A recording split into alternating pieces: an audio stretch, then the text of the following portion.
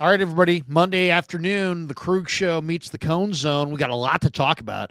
Getting closer to the draft. Is this the final week of Brandon Aiyuk's career with the Niners? I don't think that's hyperbole or crazy. We'll get into it. It's all straight ahead. Join us. I know you will.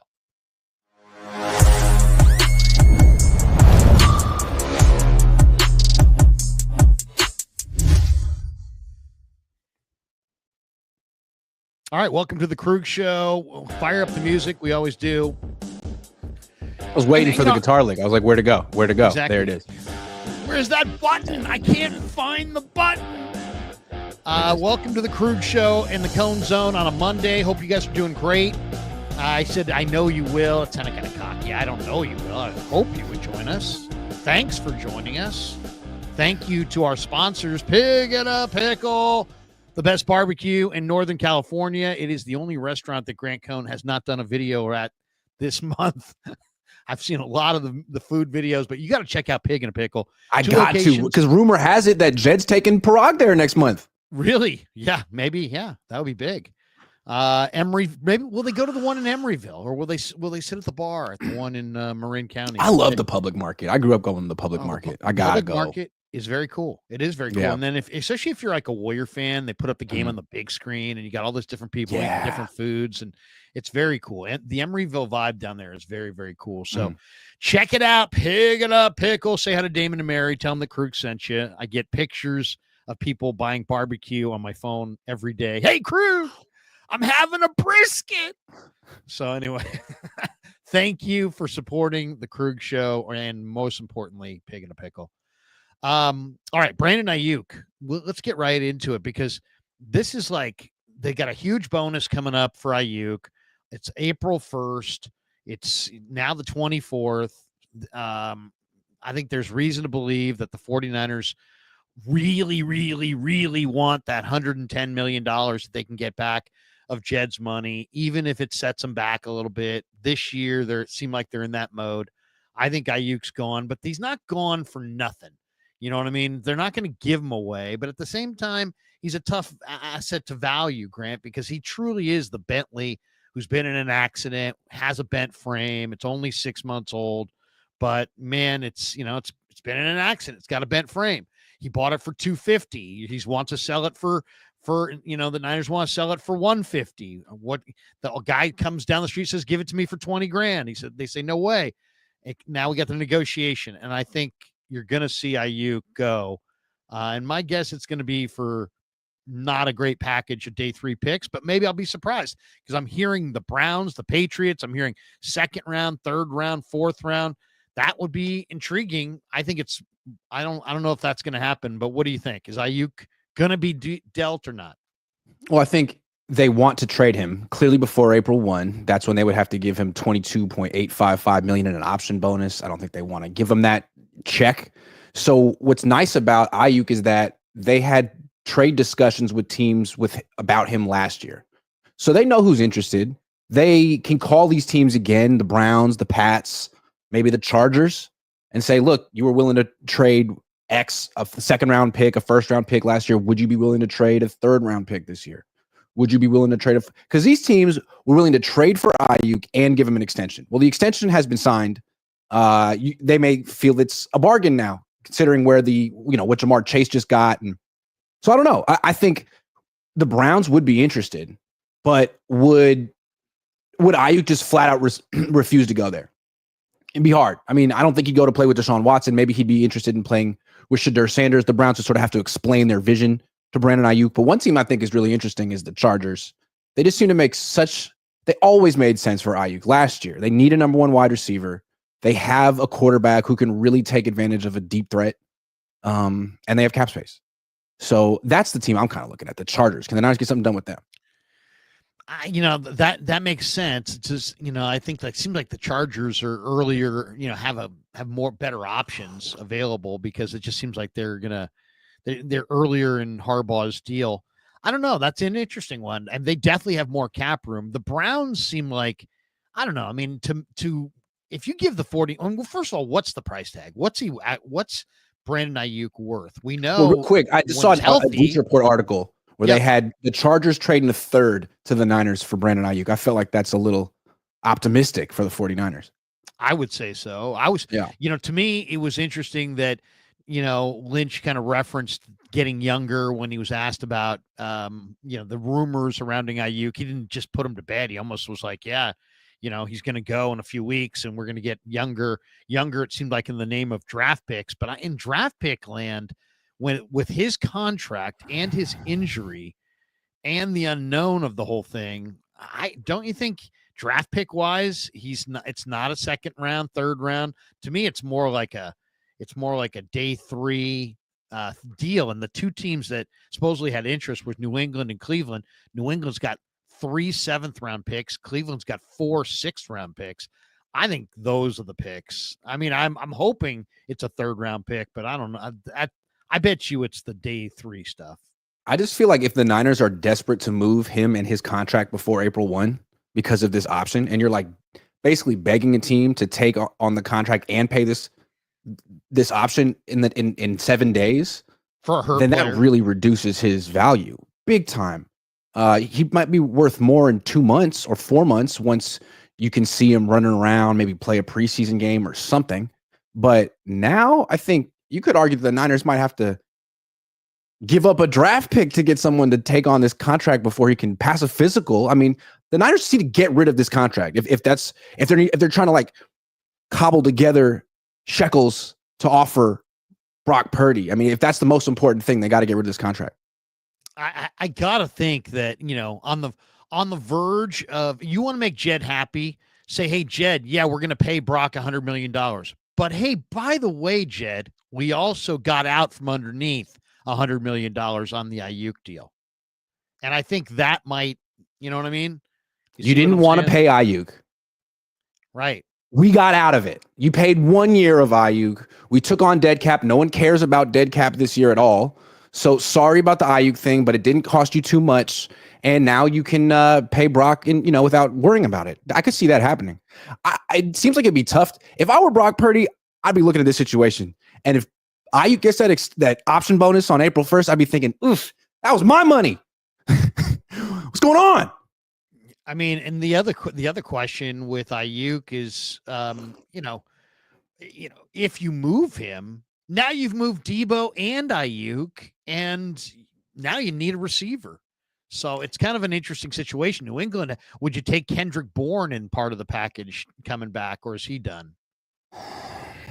I'm sure Kyle would love him, but I think he's kind of done. Did you notice when Juszczyk was talking on Sirius XM radio the other day, he was talking about like why he's so optimistic about the team this year? He's like, well, we have a bunch of stars still, and he listed all the stars, and he listed Jawan Jennings. He did not list Brandon Aiyuk. I don't know. He went to Harvard. I think he's kind of intentional with the words he uses. Is that because Aiyuk is not a star anymore, or he's not going to be on the team? Yeah. I mean, I think Lynch made it real clear that he's trading him for draft picks. And I think it does make sense that it would happen before the first of the month. And we'll see what it amounts to.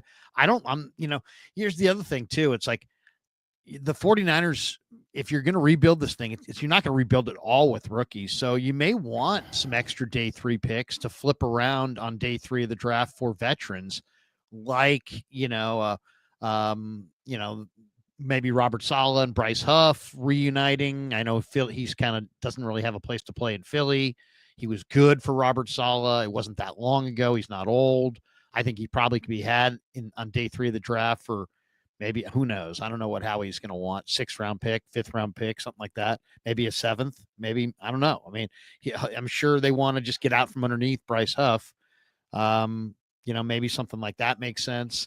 But to me, what is Aiyuk going to fetch you? If you could get a 4th round pick and a couple day 3 picks, and you could, flip a day 3 pick for a guy like Huff, now at least you're filling multiple holes with moving on from Aiyuk. And Ayuk's not ready to play until what? November, October? I'm not sure when he's going to go. I think it's important to remember that Ayuk's heart didn't really seem in it even before he got injured. I mean, he talked about how bad he wanted, how much he was interested in playing for the Commanders, the Steelers. And then he came back and he had that whole weird interaction with Kyle Shanahan at practice where he was trying to wear different shorts than everyone else. It seemed like he had all these little passive aggressive microaggressions, whatever you want to call them, that were like, I'm different. I'm not a part of this team. I'm on my own. I think he needs to go. I think it would be addition by subtraction at this point. Nothing against Brandon Aiyuk. If he doesn't want to be here and he's expensive and the Niners aren't really invested in him, he needs a fresh start elsewhere. And the Niners need to embrace Jennings and Pearsall. Because honestly, like, I didn't like the Pearsall pick at all, but when he actually got plays called for him, he's pretty good. He produced. I'm intrigued with Ricky Pearsall, especially on a rookie deal. Well, I mean, yeah. First of all, I mean, he had one of the weirdest rookie years of all time, right? I mean, the guy got shot, but didn't die, and also wasn't out for the year. I mean, how many people get shot and aren't out for the year? Once I heard he was shot, I was like, oh, he's for sure out for the year if he lives, and he wasn't even out for the year. That was an amazing thing, and it went through his chest, out his back. It's like, you got to be kidding me. He wasn't even out for the year. So he's a blessed from above individual. Yep. Then he comes out and played like ran around. Let's be honest here. I'm not going to, yes, he was shot and he's a great guy. We all love him, but let's be totally honest. He played horribly. He played for 3-4 games, ran around, didn't get anything done. Ball never came his way, didn't produce. But to be fair, I don't think they called many plays from over that stretch. And I think the reason is he didn't really know what he was doing. I mean, it's tough for rookies. He missed a lot of time. Right. And, remember, he had that sequence where he had like back-to-back illegal formations. I mean, his head was swimming. Right. No question. Yeah. And it's hard to explain, but every position is not the same transitioning from college to the pros. One of the hardest positions to transition from college to the pros is receiver. So you gotta give him a redshirt year. So in all fairness, I should have mentioned that up front. But I was going to say at the back end of this weird year where he looked awful, got shot, didn't die, survived, played. Felt like a wasted year. It felt like a wasted year. But then you watched him and you're like, can this guy get open? The last 2 games of the season, 18 targets, 14 receptions, 210 yards, and 2 touchdowns. Big time. That's big time. Those 2 games made you go, and then when you and I and others who get a chance to go into the locker room and talk to him, this kid, great guy, wired to be great, because great guy. He's a great guy, but not only that, he wasn't impressed by those 14 receptions in the last 2 games. He wasn't. No, so I'm encouraged, and I think intriguing. He doesn't even have to be the second option on the team. Kittle's the first option. Jennings is the second option.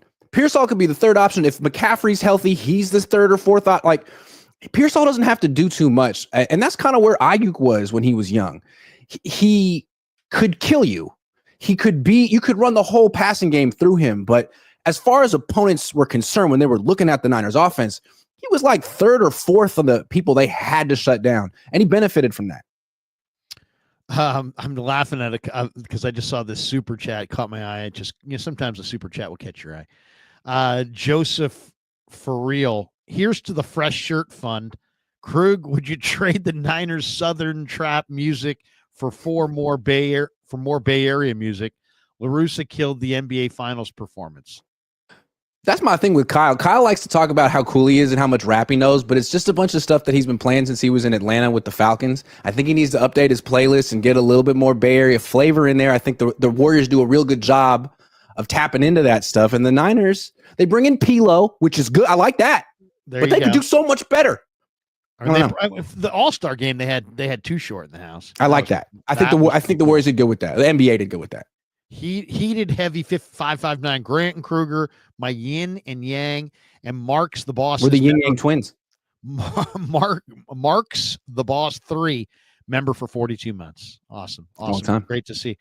All right. So if, on a scale of 1 to 10, you think Aiyuk gets traded? To me, it's like 100%. I don't think Lynch lies. I think I don't think he's the great poker player. I think he kind of told us they're going to move him, and they're going to move him for some package of players and picks. And I think they want to. It's the right I don't know if they will. I think it's the right decision.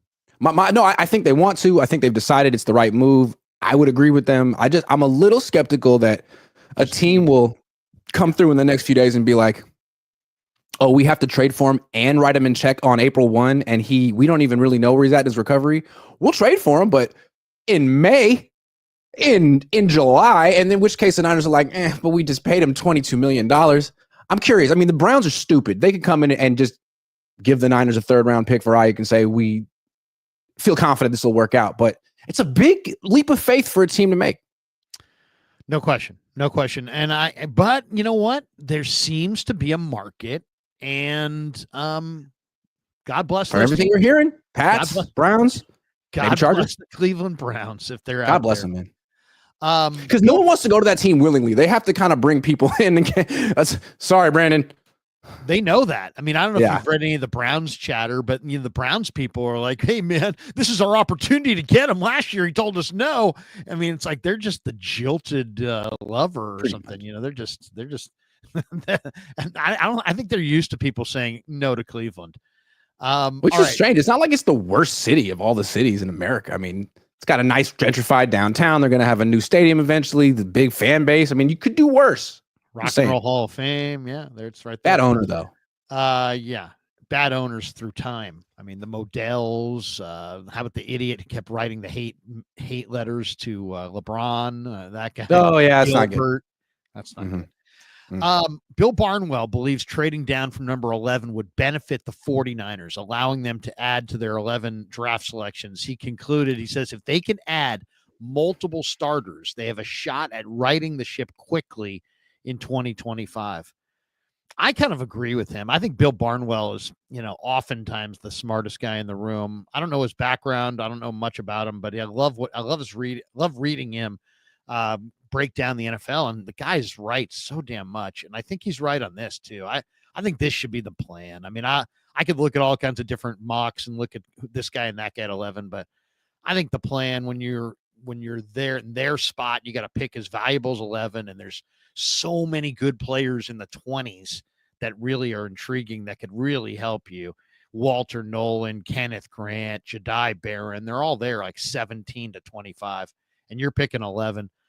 I don't know. I mean, we'll see, but I think I would not go offensive tackle at 11. Probably, I think I would trade back and go for the bonanza. Yeah, I mean, if you're looking at the trenches as where you're going to go because of need, then there isn't necessarily an offensive tackle or a defensive tackle who's clearly the best player available at 11. Although I'm not even sure who the best player available at 11 would be. Maybe a corner or a tight end. I don't know.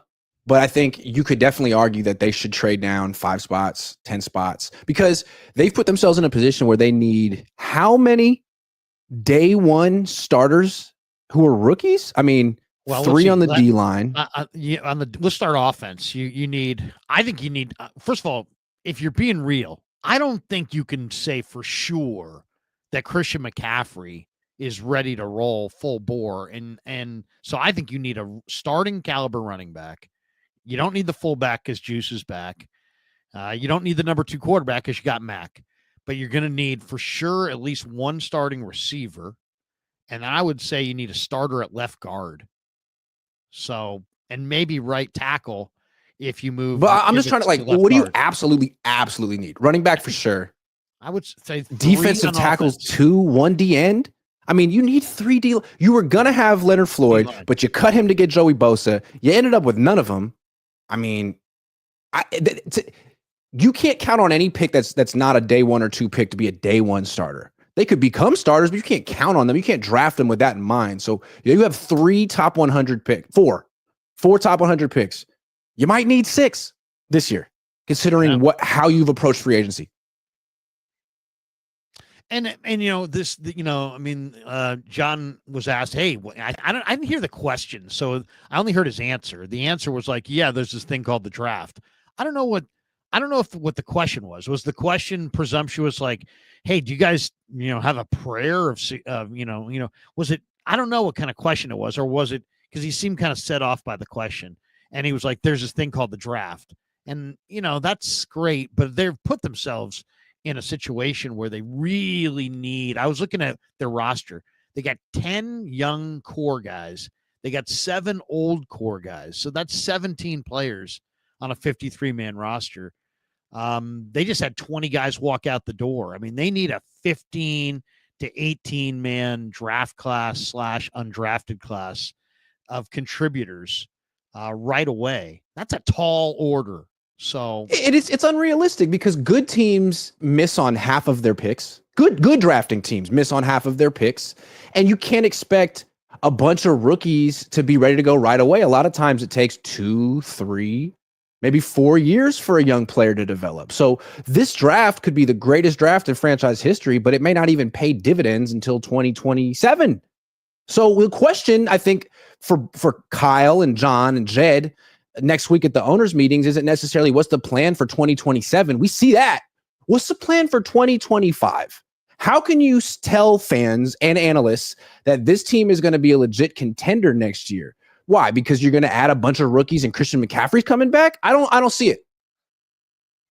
I mean, and yet there can't be any other part of the plan. It's not, it's not like there's like, and behind door number 3, no, there's free agency and the draft. You know what I mean? I guess you could argue that the undrafted, maybe they're going to hit a bonanza in the undrafted market and sign all kinds of guys. I don't know. They should have. Or they just have like 5 trades up their sleeve. 5 trades. You know what I mean? First it'll be Aiyuk, then it'll be Christian, then it'll be Bosa, then it'll be Shanahan. I mean, I don't know what they're going to do, but right now it seems like all they're going to do is give Purdy a huge extension, draft a bunch of guys, and cross their fingers on Christian McCaffrey and Trent Williams. That's the big difference from last year. Yeah, I think the key is don't pay the $22.8 million bonus to Aiyuk. Anyway, you have to not pay him. And you'll take some package of day 3 picks to make it a reality. That would be my guess, because I don't think they're going that good. You know what I mean? Like, you'd have to be going really good to have a team come along, take Aiyuk, pay the 22.8 for a player that's going to be hurt for some portion of this year, and give you meaningful 3rd round compensation. I don't believe that for a second. I think the Niners are going to get day 3 picks offered to them only. And I think when push comes to the shove, they're going to take those day 3 picks only and call it a good deal to get out from underneath that money. Because I think that's the real bugaboo, is they don't want that money. Let's get to the money outlay for Purdy. What do you see as the options? I mean, is this, because you just said it, you kind of showed your hand because they kind of showed their hand. They've been very, very adamant. Brock's their guy, and they're going to pay their guy, and they're going to pay their guy this offseason. I know they're involved in negotiations with Kyle Strongen. I do feel like Garofalo spoke from the NFL Network, spoke directly to Kyle's agent. Sounded like Brock's agent, Kyle Strongen, when he came out the other day and was like, he's going to get Prescott money. But if you're Brock's agent, the only thing to ask for is Prescott money. He's a free agent, and you start your negotiation there. The Niners, according to some reports, started their negotiation at $45 million. I don't know that's true or not. Where's this going? And in the midst of this, the Niners pulled the ultimate power play because they went and added Mac Jones, who made it sound like him and Brock are buddies. But if he's buddies, you wouldn't necessarily step in and undercut your buddy's contract situation by signing with his team. So they're probably not buddies. And really, Mac Jones would probably rather be the starter instead of Brock Purdy. So is he brought here to be the backup or the replacement? I mean, let's make some sense of what we know right now on the Purdy front. I think he was brought here to be the backup, but I think it's more complicated than that, because I think it's such a fluid situation with Purdy, and it's a negotiation, and you don't really know how it's going to end up, and it's a big power struggle. And I think what they're trying to show Purdy is, okay, if your starting bid is 60 and our starting bid is 45, and we're $15 million a year apart, instead of us just capitulating like we do every single year, let's bring in a quarterback on a 2-year deal and promote Mick Lombardi to quarterback coach just to make you sweat. Because it's possible that Mac Jones could have had a Brock Purdy career arc with the 49ers had he been drafted instead of Trey Lance. So I think it just puts a little bit of pressure on Brock, a little bit of a threat.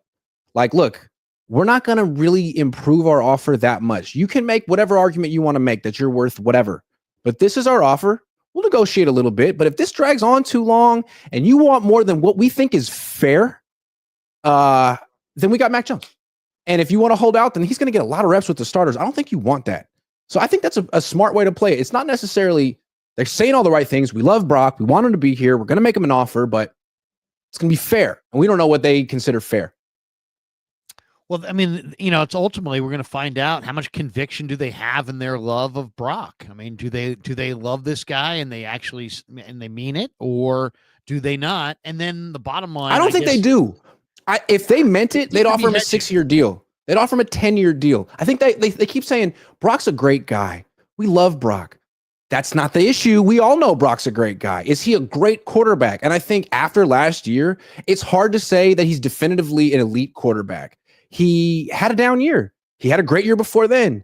If he gets an extension this year, I think it's going to reflect that uncertainty. I think it will. I don't know. So how do you see it playing out? I mean, do you think do you think it gets done? Do you think they play? I mean, the Niners are the extra wrinkle that we haven't mentioned here is that the Niners are like, hey, we're not the Niners anymore. We're the new and improved Niners. We're going to be ruthless with negotiations. They've stated their desire to be ruthless in negotiations on the eve of basically, the offseason of them trying to sign their quarterback. It doesn't sound like they're two sides that are going to come to a swift agreement. This seems like something like if you told me right now that he wasn't there for training camp, I wouldn't be shocked. Ooh, man, I think that would be a mistake on Brock's part, but I wouldn't be shocked either. I have a feeling that Brock's going to be the one that caves. I don't think the Niners are going to be the one. They've been caving like 6 years in a row. I think they're going to hold firm, and I think Brock will cave, and I think he'll sign something around 49. Maybe they'll call it 50 just to make him feel good, but right in there. I don't think it's going to be close to 60. I think the Niners don't want to. I think they don't want to be seen as caving, capitulating again. And I don't know that, you could talk about Tua, Trevor Lawrence, all these guys. Forget Trevor Lawrence. He got paid based off of hype. But everyone else got paid based off of a really good year going into their negotiation. Dak, Tua. Brock didn't have that year. And I think he's going to, face consequences for that at the negotiating table. So he can come back and play out his deal. What's that? He didn't have that year going into this. Nah, he didn't. And I think that's going to hurt him. To a Super Bowl.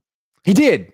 And if he had been eligible for an extension after 2023, he would have hit the freaking jackpot. I mean, look what Jordan Love did with like half a season of playing well. But then he came back in 2024 and you saw him without a few pieces. And the question is like, well, is that what he's going to look like going forward? Because if he's making 20% of the cap, then he's going to be missing a few pieces. All these questions popped up that weren't there a year ago. And I don't think it's just with us. I think it's probably with Denise and John York as well. I wonder if their opinions changed at all. I mean, we haven't talked to them. And we're going to talk to Jed in a week. It'll be interesting to see what because last year at the owners' meetings, he was all in with Brock. I wonder if his tune has changed. It'll be and if I was Brock, if his tune has changed, that would really turn me off. Why? Because, I mean, in a year where I'm down 40 touchdowns from my guys, I mean, I'm without CMC, I'm without Debo's, not the same Debo, Aiyuk's gone, and I have no defense or special teams. I was playing some pretty good football early. He did throw a bunch of turnovers late, interceptions that definitely cost them games. There's no question about it. But I'd be frustrated. You said ruthless. Ruthless is the word of the offseason. It's Parag Marate time. He's not going to give Brock any breaks. He won't. No, I mean they've set themselves up to, hey, we'll go with Mac Jones. Mac Jones is an NFL starter. If they were going with a backup, they would be a backup, but they signed a starter. I mean, you might not think he's a great starter, but he's a starter. But I mean, they had success with Darnold. They turned Darnold's career around. They can feel like, well, we could do it with Mac Jones. He fits the system. Kyle likes him. Kyle's bought in. Brock, we love you, man. But that love is contingent on you being here and playing for, a rate that we consider fair. And I think if they offer 45, 49, I'd have to consider, me personally, I would consider that more than fair. And I know Brock can always say, well, what about Tua and what about this guy? Well, I mean, it's fair for the Niners to say, we don't want to be the Cowboys. We don't want to be the Dolphins. We don't want to be the Jaguars. We have more leverage. We have more options and we're going to use it. I would respect that. We're going to find out exactly, how the Niners want this thing to go, too. Because, I mean, do they want to play super hard ball with the hardest working guy on their team and with the guy they want to kind of be the leader? Usually, yeah, you don't take care of everybody, but usually you take care of your quarterback. They could argue offering $49 million a year is taking care of him. Yeah, but I mean, not really. Not when he's been to the Super Bowl and Tua Tagovailoa is making more money. I mean, I'm going to play Parag Marate right now. Jimmy Garoppolo went to the Super Bowl with this team. Like just saying that isn't going to change our stance very much right now, because again, last year was disastrous. You had an opportunity against the Rams in December to put it all behind you and score 13 points and put us in the playoffs, and you couldn't do it. In fact, you threw the ball into triple coverage against in the end zone to Juwan Jennings. That was you. So no. I would say back to Parag, you are high, because there's no chance that Jimmy Garoppolo's defense looks anything like the defense that I have backing me up right now. So it's not a Super Bowl team. It's not a Super Bowl team that anybody can slide into and win with. But the 2023 49ers, I think Sam Darnold could have gone to a Super Bowl with that team. I think Jimmy could have gone to a Super Bowl with that team if he could stay healthy, which he couldn't. I think a lot of quarterbacks could have gone to Super Bowl with that 2023 team. And the problem is that I'm Parag, we are never going to have a roster like that ever again, because you want $60 million a year. And we don't know that you elevate a team like a $60 million a year quarterback should. Tua is making this money. He can't elevate a team. That team is screwed. Dak can't elevate a team. That team is screwed. So I don't know. You had a chance to elevate the roster last year. It was flawed. You couldn't. We're waiting on Christian to come back and elevate things. That's our guy. I don't know, man. There's no question there's going to be some compromise here. He's not going to hold out for $65 million. Or I don't believe that. I think at some point he'll say, you know what? I could play for 5.2 behind this line with these receivers this year and get crushed, and that's it. I'm going to make the best deal I can make. My guess is he gets roughly $150 million guaranteed, and it's, largely guaranteed 3-year deal. I think it's between 50 and 55. I think it's definitely in the fives. I don't think. Do you think Niner fans will be happy if that happens? Well, I talked to a lot of them, and you do too. I know there'll be some that will be happy that it's done and that, they can go about building the team around him. I think there'll be a lot of people that will feel like it's a sentence to never winning. Ever. Purgatory. Yeah. Purgatory. Or to just never winning with this quarterback. We'll find out, because it's a whole lot more difficult to win when your quarterback's making $55 million than it is when he's making $900,000. And my theory here is when you're making that much money, you really have to be able to quote unquote elevate a team, because it's not going to be a complete team. And as good as Brock is, he's a really good quarterback. I'm not sure he elevates the team. If the team is good, he's good. He can handle it. I kind of would push back and say I think he already has. I mean, they were down at home to the Lions. They were down at home to the Packers, and he outplayed he outplayed the other team in the second half and won both those games. I don't think he's the reason they lost the Super Bowl even. I thought he played okay. I just, he played okay. He played with poise in that game and made a ton of plays, especially for a young player in his first. I mean, heck, I went back and watched that game again. Tony Romo was saying something along the lines of,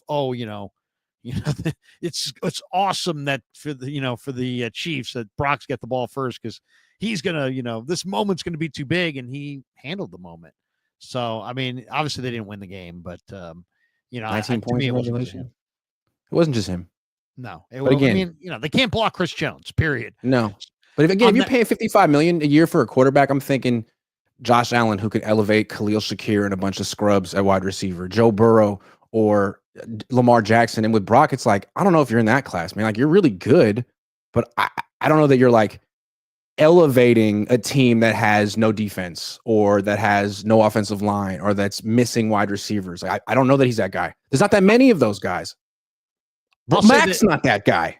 Yeah, I mean, I'll say this, though. I think they did the right move. I think they, like the same way the Warriors did the right move. They didn't just trade for Jimmy Butler. They traded for Jimmy Butler, and they extended him and made him happy. And then all of a sudden you got the best of Jimmy Butler. I don't think the 49ers are just going to extend Brock Purdy. I think they're going to extend him, but they're going to get their price because of the presence of Mac Jones. And they're also going to get the best of Brock because he's going to have to compete with Mac Jones. And I think that even though Jones has not had tremendous success, and people might be thinking, oh, you're building him into more than he is. I get that sentiment, but it's not what he is. It's what he represents. And he's not the guy who's going to be playing. It's going to be Brock Purdy. And to me, Purdy's overarching trait is that he is ridiculously competitive, and they kind of took that away last year by making him kind of like the man, and now he'll never be the man fully, because there'll always be another guy there who's been an NFL starting quarterback. That he didn't have that last year. So I think Jones's presence guarantees that you get the best out of Brock. Not that he's lacks motivation, but I think he's such a steely competitor that Jones being there will just drive him. And having competition is good for everyone. No question. No question. Yeah. But in this contract situation, I have no confidence that it's going to get done in a timely manner, or that there won't be all kinds of wrinkles. I'm hoping that it's smooth, and I hope they get, and I think you're right. I mean, you don't, if you're Brock Purdy, the booby prize is to set a contract with record-setting money. That's the booby prize. Because it's a cap sport, and it's a hard cap sport, and you want to take a little bit less so that you can surround yourself with a little bit more, because you've proved this year that you need to be surrounded with a little bit more, don't you? So that I think I just like John Lynch's attitude right now. It's like, yeah, man, we love Brock, we want Brock, but there's no guarantee. What he's basically saying is, ball's in his court. If he wants to take our offer, we love him, man.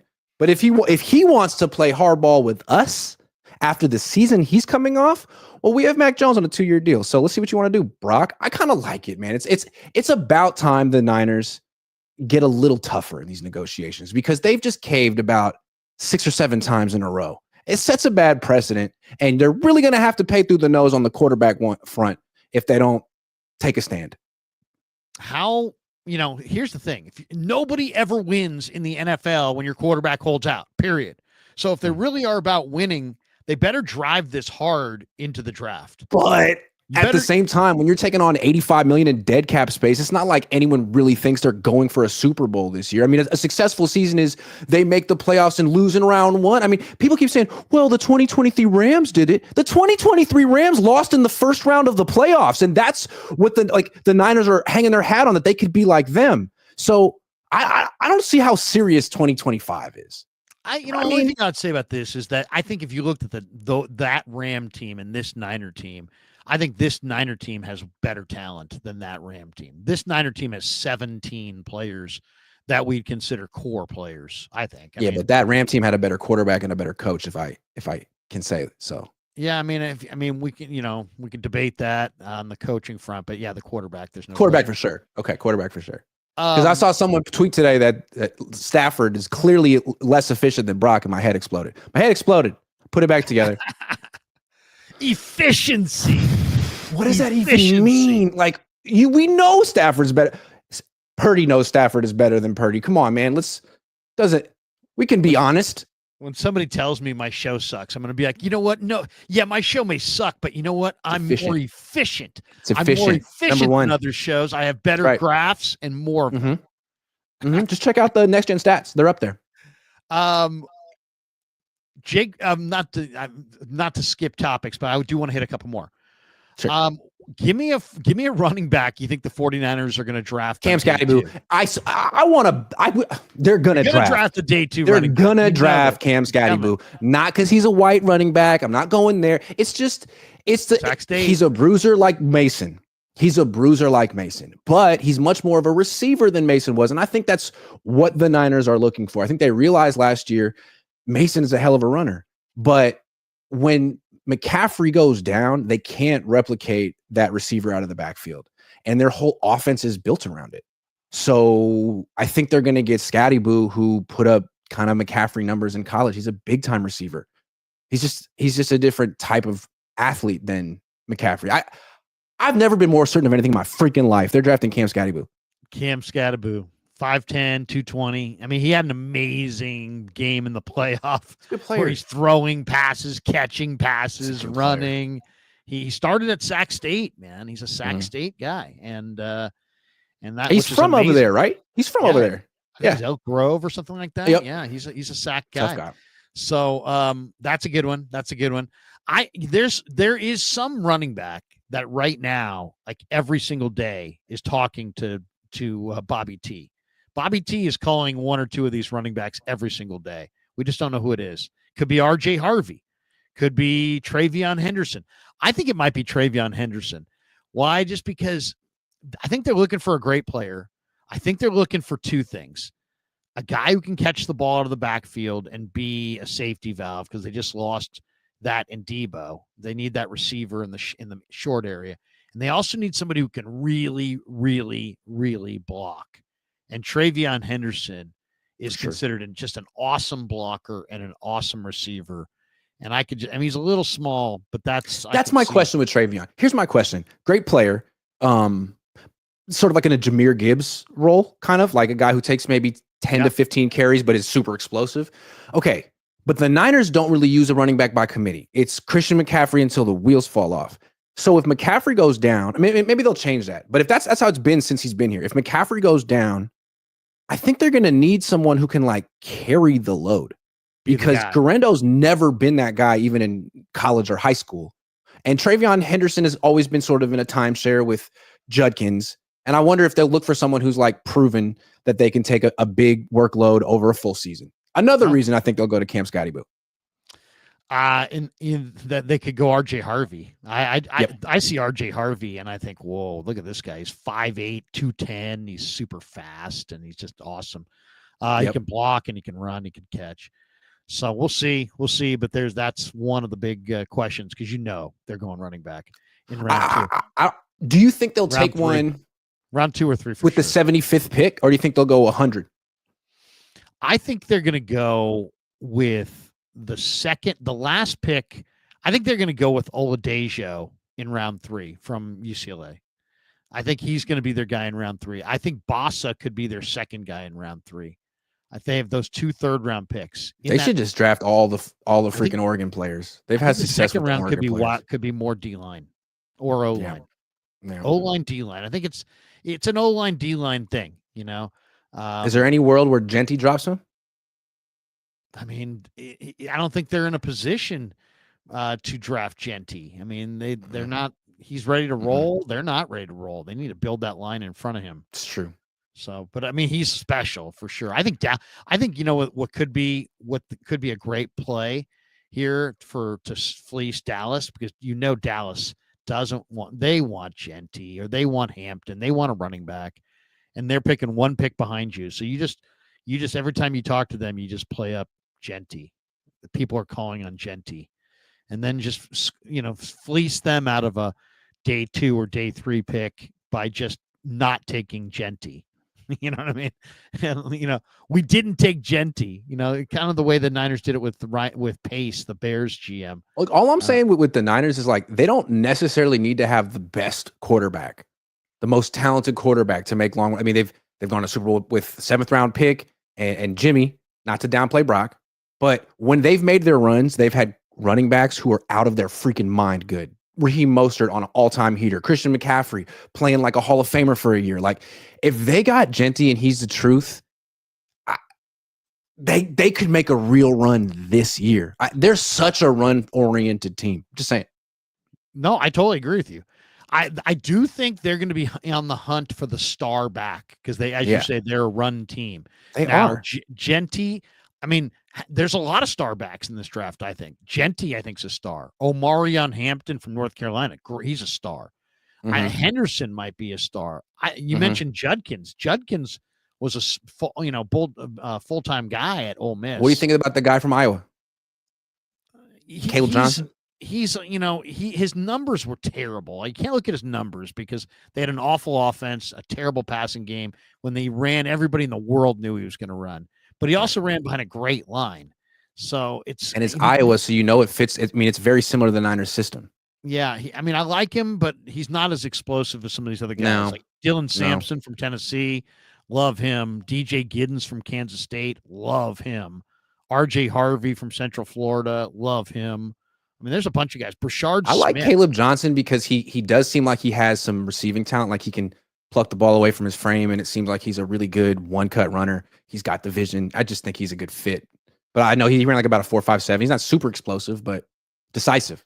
Yeah. I mean, the beautiful part about this year's running back class, and there's so many good ones. There's so many good ones. There's going to be guys all over this draft that are going to be good running backs in the NFL. And as long as Kyle just lets Bobby Turner do it, like it's Bobby's department. Let him make the pick, Kyle. You're the guy who wanted Ty Davis Price and Trey Sermon. Let him make the pick, Kyle. That's the reason. You may not have him on your freaking roster, on your coaching staff that much longer. He's like 77 years old. Let him do his thing. Seriously, I trust him. He's like Ray Rhodes was to defensive backs, coming out when Rhodes was with the Niners. He had a great eye for it. Just go with his guys. All right. You mentioned that you don't think it's going to be a great year. It would take, let's just say this. I don't think that's being negative, by the way. Unless you believe that the 49ers are on the verge, and you know me, I'm a dreamer, of an all-time draft, like one of the greatest drafts in the history of drafting. 1986. Even better than that. They're gonna need that times 2 almost. Yeah. They're gonna need like 12 starters out of this thing. Yeah, and like 6 day one starters. Yeah, all kinds of guys. But they have a bunch of picks, and it is a very deep draft. Why? I saw a Todd McShay pod on this a couple weeks ago. He says that this year and next year are stacked drafts because of COVID and NIL. The NIL, he says, has created the logjam, and that these next 2 drafts are going to be really, really fat, 25 and 26. So, we'll see. I mean, we'll see what maybe is a great draft to have a bunch of picks in. But let's just say they do go super young and they have a great draft, but it's still not good enough. And as you said, it's, they're either not in it or barely in it. Do they trade a veteran at the trade deadline? And if so, which one? That's so interesting. To me, they should be considering trading Christian McCaffrey, because running backs fall apart quickly, and he may have fallen apart already. So if he's having a good year, but they're not competitive, like, why don't you get something for Christian McCaffrey before he turns 30? Because, running backs turn into pumpkins pretty quickly, to use my Cinderella terminology here. Him, Bosa, I mean, he's getting $34 million a year to have put up Leonard Floyd numbers. Sorry. Those two. And then George. I love George Kittle, all-time great player. But this whole thing, like, so-and-so deserves to retire a 49er, I don't understand that concept. Joe Montana didn't retire a 49er. Jerry Rice, Ronnie Lott, Tom Rathman. It's a business, man. It's not a freaking family. So if they can get something really good for a 32-year-old tight end, you got to consider it. I think it's CMC is the guy that they would, one, because I think that it's reasonable to think that he could be good. And they could still be a ways away, and he's a running back. There's only so much tread on the tires, and people see how great he is, and he gets off to a hot start, but they don't get off to a hot start. And they drew draft a Quinshon Judkins or RJ Harvey, and these guys look really, really good. But you also have, CMC, because this might be the kind of draft where you draft a couple running backs. So I could see CMC. Now, I don't know where he would go. It was kind of hard. But if you really do give Purdy the extension, then eventually you got to move on from the older core that's 31, 32, because your new core is Brock, 25, Lenore, and people that age.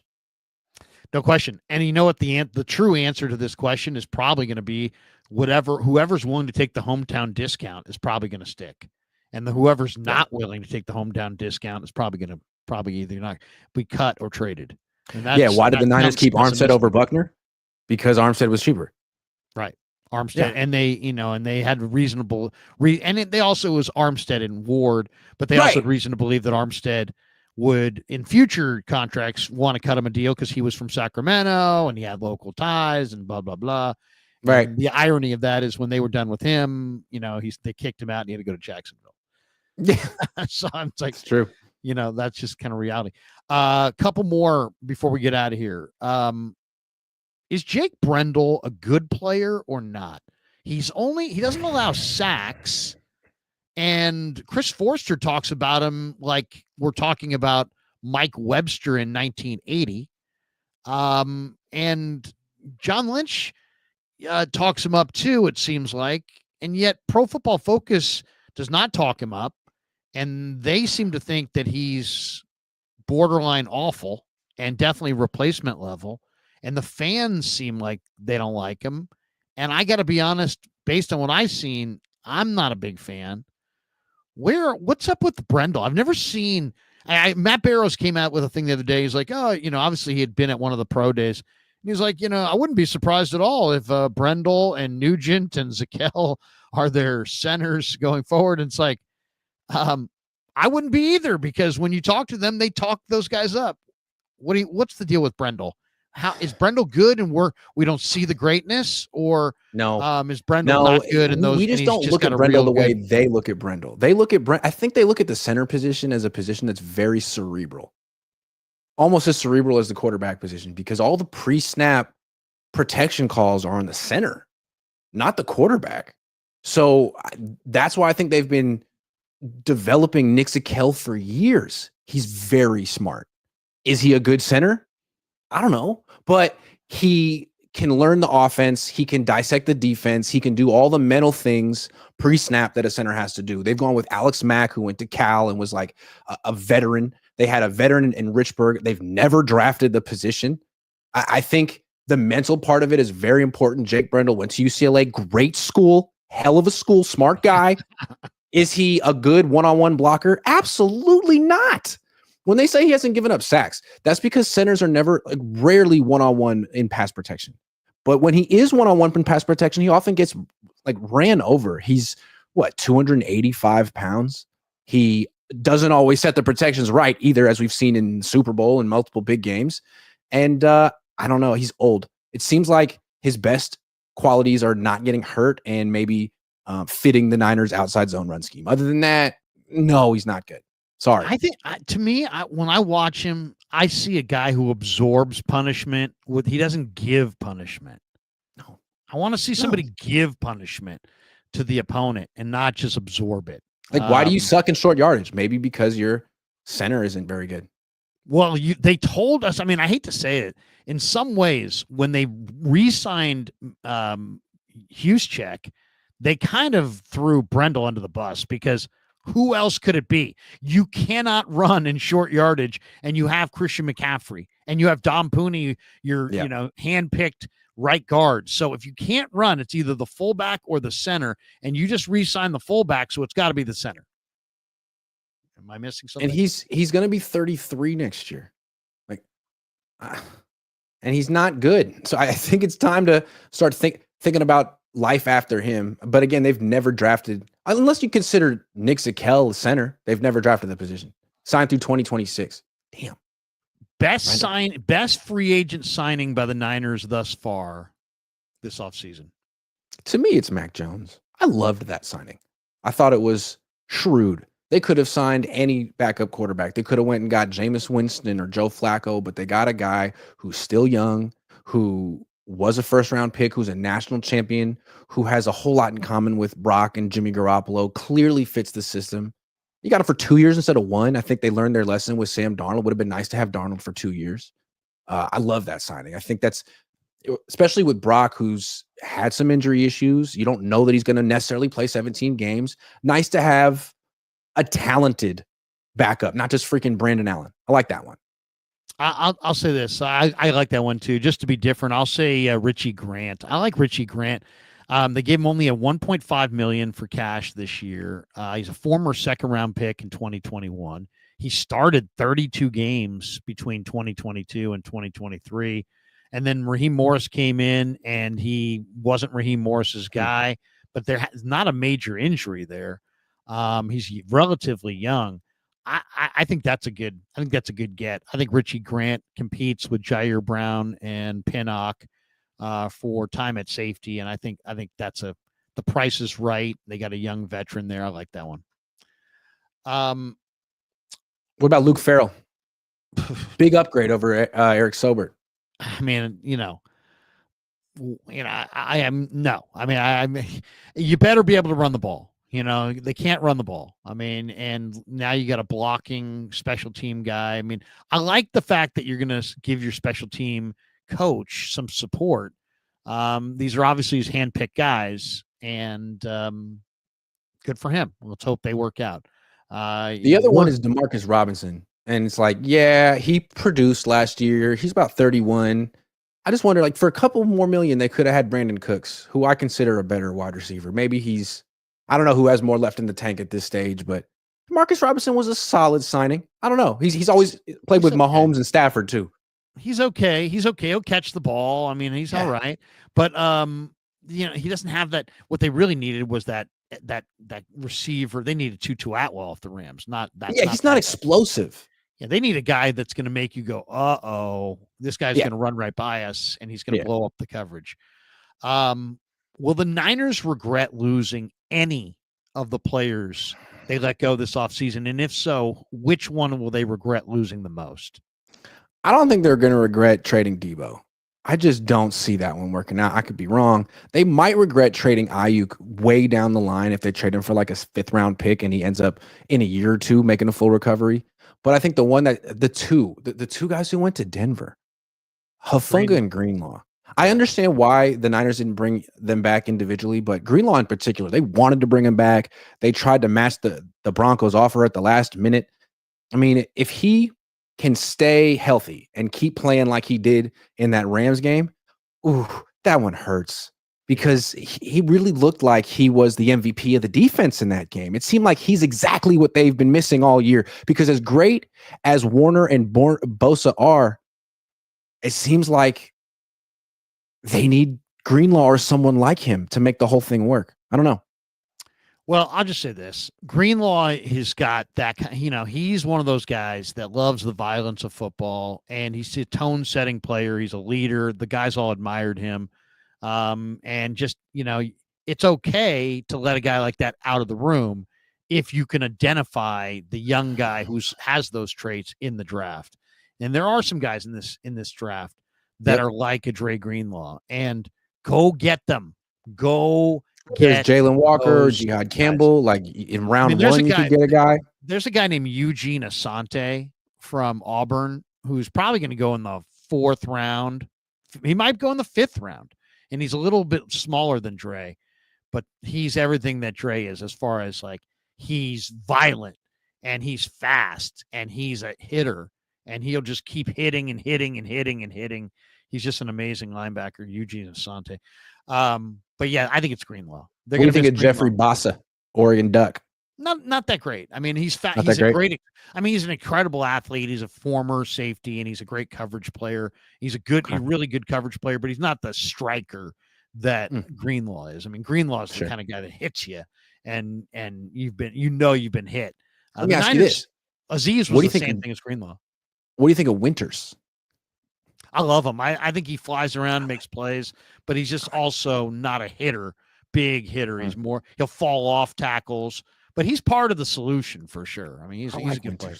Yeah, he's fast. He's fast. He's instinctive. There's no hesitation. But he's small. He gets engulfed sometimes. Yeah. So he overruns plays. He's more. It's just too bad that they didn't give all of Devondre Campbell's reps to Winters last year. He could use those. Oh, I know. I mean, that was the most ridiculous.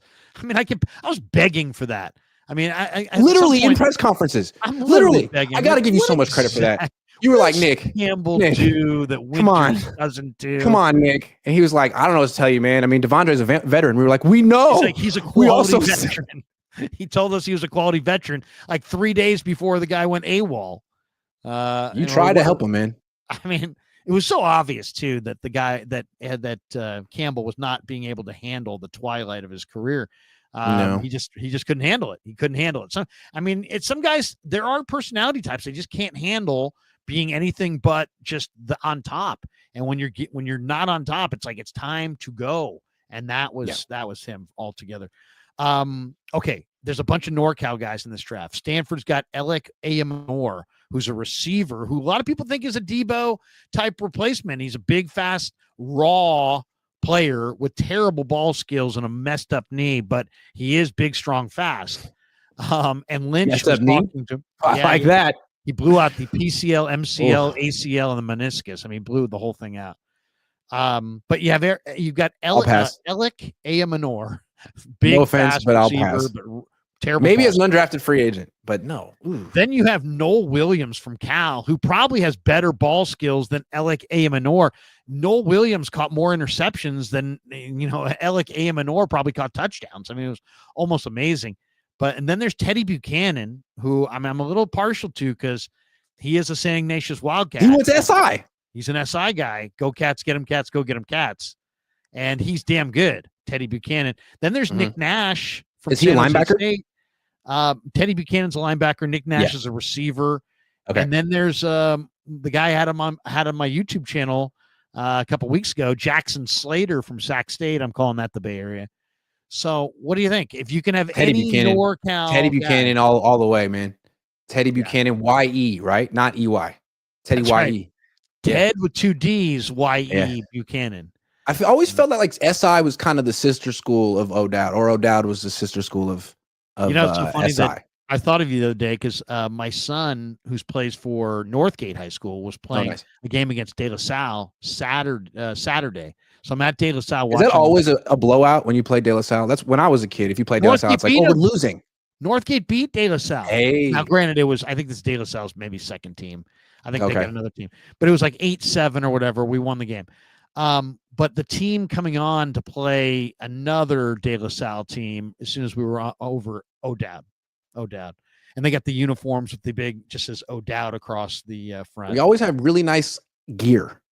Yeah. O'Dowd's a good school, man. That's a good school for sure. That's a good school. Last one. Tariq Owens went there. And the Niners have talked him up. If he's the answer at wide receiver, I'm going to be very disappointed. But he could be part of the answer. I mean, he's pretty big and strong and fast. Yeah. All right, last one.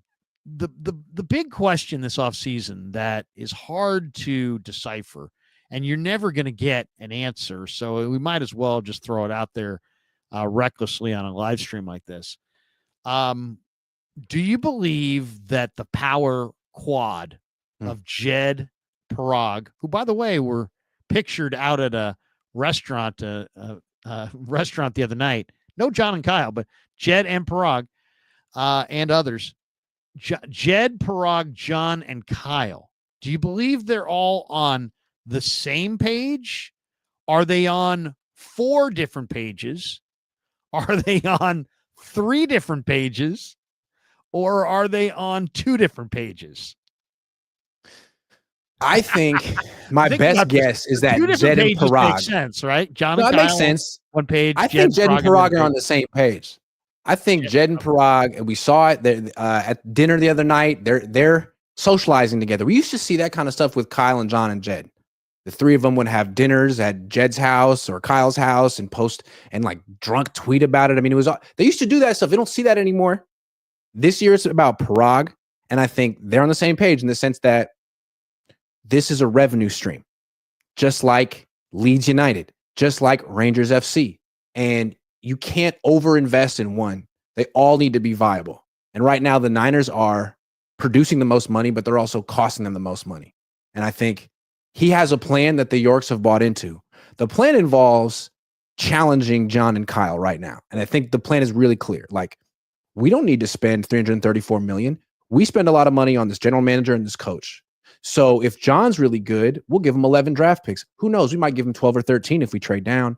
He needs to nail this. And then Kyle, if he's really worth the 14, 15 million we pay him a year, then he can handle all these rookies. And he has more than enough talent because he still has Kyle Juszczyk. And he should be able to win 10 games the way Sean McVay did with the Rams in 20. I think it's a test of both of them. So I don't know if they're on the hot seat, but when you say, are they on the same page? I don't think John and Kyle want to cut spending. I don't think John and Kyle want to be put under this kind of a test, but I think that's the situation they're in. It's probably the right thing to do. I think they could be on the same page because, but it's just a matter of, it's one thing to compare yourself to the Rams after the Rams tore it down and built it back up. But guess what? There's probably, if we searched, a couple of teams that tore it down and couldn't build it back up, didn't build it back up, and didn't get back to the playoffs as fast, and it was quite painful. And we'll see. There's no, the easiest part of the kitchen remodel is the big sledgehammer on day one. The hardest part is actually building up the new kitchen and putting it all together the right way. I could just see the owners being like, look, I mean, if Lynch is who we think he is, if Kyle is who we think he is, they don't need $334 million spent on their roster to be successful. They can do it with $250 million and 11 rookies. I want to see him do it. I think that's a fair challenge. Well, let's just say it this way. We know who's going to get blamed if they lose. It's going to be Kyle and John. And we know if they have a successful year this year, that will mean they would have a whale of a draft. And who's going to get the credit? Kyle and John. So, absolutely. It's their stand to win. Everything's the ball's in their court. Yeah, ball's in their court. If they hit on this draft and they're the big conquering heroes, they won't just be celebrated here. Rich Eisen will be celebrating them. Everybody will be celebrating them coast to coast. I'll say this: they've done an effective job of lowering the expectations, and now it's a matter of, well, are they lowered because the team's awful, or are they lowered and they're going to meet those expectations, exceed those expectations, and be hailed as geniuses? Let's hit the supers. We keep hearing about how easy the schedule is, right? So I still think the expectation is double-digit wins in a playoff appearance, if not a playoff win. I heard somebody debating, I'm not going to break down the schedule. And I'm like thinking to myself, good, because it's not out yet. Good point. Don't try breaking it down yet. The SNS show says Jalen Walker at the 11th spot or trade down. Don't pay Purdy more than $45 million or trade him. Take an edge and then 2 defensive tackles. Sounds reasonable. Daza, if the purpose was to save money, why let Floyd and Collins go when they desperately need D-line and incur dead cap next year? I think they want a cleanse of the roster. I think they see the depth of the D-line and feel like they can replace those guys. Daza, I'm tired of hearing what quarterback market value is. Dak and other quarterbacks are overpaid. Brock is not worth more than Burrow, Lamar, Mahomes, and Allen, who signed for $55 million. You know what? You don't get to cherry pick one guy and be like, I'm going to be like him. That's the whole market. So yes, Lamar took, Mahomes got $45 million, but what was his total guarantee? It was huge. Allen took less AAV, but his total guarantee was massive. I don't think the Niners want to give Brock a guarantee that's anywhere close to what those guys are getting. Joseph Ernberg, where would you put Brock in top Niner quarterback ranking? Joe's 1, Steve's 2. Man, it's been 2.5 seasons, man. I'm too young for Brody. He's had as much of a tenure with the Niners as Kaepernick. I think we need to. He's been really good, but it's been 2.5 seasons, man. I'm not ranking anyone off 2.5 seasons. Yeah, it's too. I agree. You gotta have a little bit more staying power than that. Yeah, a little bit more staying power than that. Yeah. Because then if somebody has a great 2-year run in the future and then it was just horrible, we're going to put them at the top. I mean, Old Fogey says Brock's decent, but have you ever seen a starting NFL quarterback with a weaker arm? Especially in the rain. He struggles in the rain. Daza. That's true. Daniels, as a rookie, took a previously awful Commanders team with Scary Terry and an old tight end to the NFC Championship. Brock couldn't even take the team to the playoffs. I'll say this. I mean, he didn't play defense. He's not on special teams. They weren't very good in either spot. John Paul Campos, is there any chance we can get Trey Hendrickson? Yeah, I think Trey Hendrickson's totally gettable. If you want to trade for him, you're probably gonna have to give a 3rd-round pick, and then you're gonna have to pay him a pretty good sum. There you go. If you want to spend money, yeah, but it's gonna cost you both the pick and so. That's I don't think the Niners want to spend money, but I'm happy to be wrong.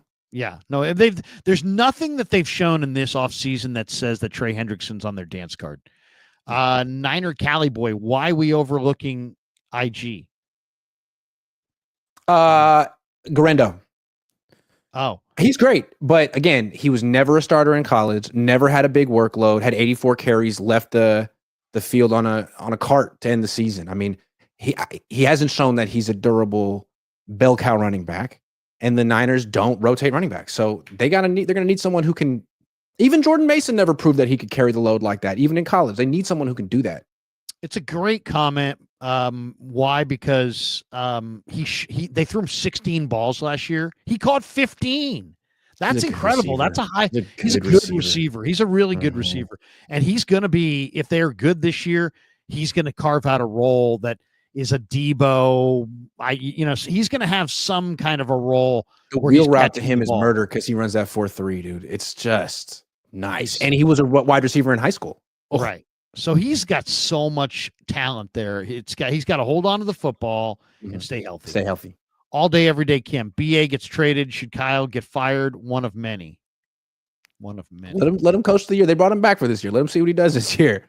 If he goes 6-11 with this schedule, let's see what we'll talk.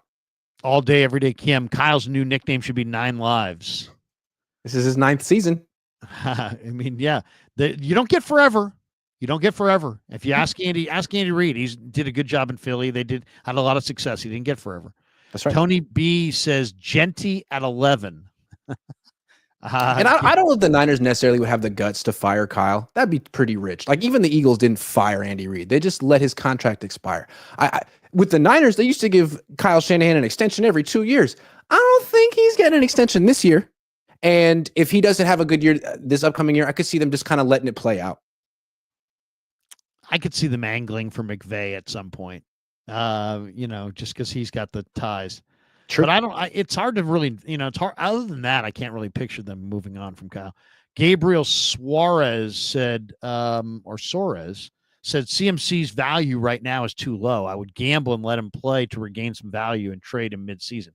Yeah, I mean, that's what we're talking about. We're talking about trading him in deadline. October. Jeb says, any homework done on Tua CV Nomura, sleeper. I did look him up. He's an undersized guy. There's not a lot of film out there. That I saw. There wasn't like a highlight reel.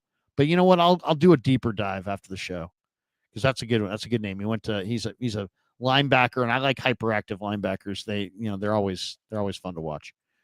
All right, that does it. Grant, what do you got cooking on the Cone Zone the rest of the day? Are you done for the day? I'm done. Are you going primetime crew show? No. Well, actually, on Mondays, this is it, and then I go KMBR Niners Nightly on KMBR just from 6 to 6:30 because we got Giants baseball there. It's Giants Tigers at Oracle, so that's only a half hour tonight, and then that's it. I'm just gonna sit it out. I like it. I'll be doing Cone Zone with my dad tomorrow afternoon, trying to bring that more into the primetime slot in the off season. Thinking about it. Because I've been looking at my analytics on YouTube. It seems like most people are on in the afternoon more than the morning. I just noticed that. So I'm thinking maybe it's time to go prime time. Yeah, seriously. I mean, and what is prime time on YouTube? Is it 3, 4? Are we in prime time right now? You asked me today, do you want to do 3 or 4? I might be 4.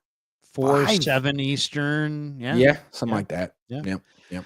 Thanks to Pig and a Pickle. Thanks to all of you. Appreciate it. Always love doing the stream with Grant. Grant, have a great rest of your day. And when I seem like I'm vamping like this, it's usually because I am vamping, looking for the escape hatch that you got to press a button to get out. You don't just get out. It's not like you can't just say goodbye. You have to hit the button, and it's right. Yeah, never met a man I've been scared of. Careful, you gon' get exactly